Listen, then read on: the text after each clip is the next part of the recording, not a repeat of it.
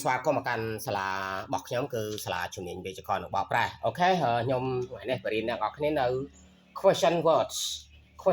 នេះប្រែថាពាក្យបង្កើតសំណួរណាquestion word ឬក៏គ្រូខ្លះគាត់បរិញ្ញាថា WA question ហ្នឹងតែមួយទេអ្នកនរគ្នា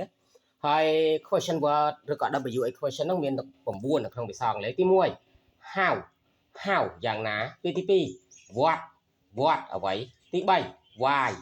why ហេតុអ្វីទី4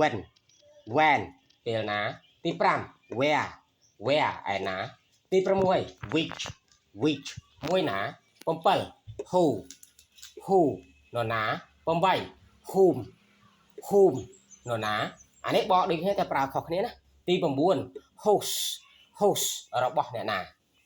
ខ្ញុំអានឲ្យម្ដងទៀត question words បាទពាក្យបង្កើតសំណួរមាន9ទី1 how យ៉ាងណាទី2 what អ្វីទី3 why ហេតុអ្វីទី4 when ពេលណាទី5 where ឯណាទី6 which មួយណាទី7 who នរណា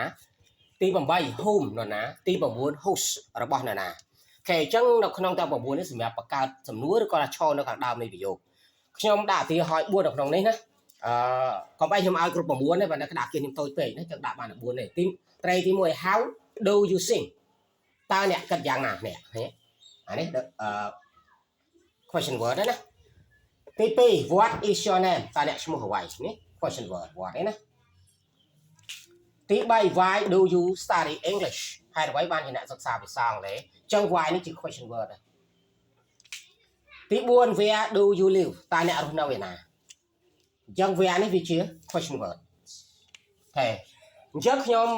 សរុបមកវិញបើអ្នកនរទៅប្រឡងគេសួរថាតើ question word ឬក៏ហៅថា WA question ហ្នឹងតើមានប្រមាណពាក្យមាន9ពាក្យដោយដែលខ្ញុំបានរៀបរាប់ឲ្យហើយនៅក្នុងវីដេអូនេះអញ្ចឹងអ្នកនរយកទៅទិញឲ្យចាំទាំងអង់គ្លេសទាំងខ្មែរហើយត្រូវយល់អំពីរបៀបប្រើរបស់វាគឺវាតែងតែឈរនៅខាងដើមនៃវីដេអូជានេះណាសម្រាប់បង្កើតសំណួរណាអូខេអញ្ចឹងកុំភ្លេចចុចពាក្យ subscribe និង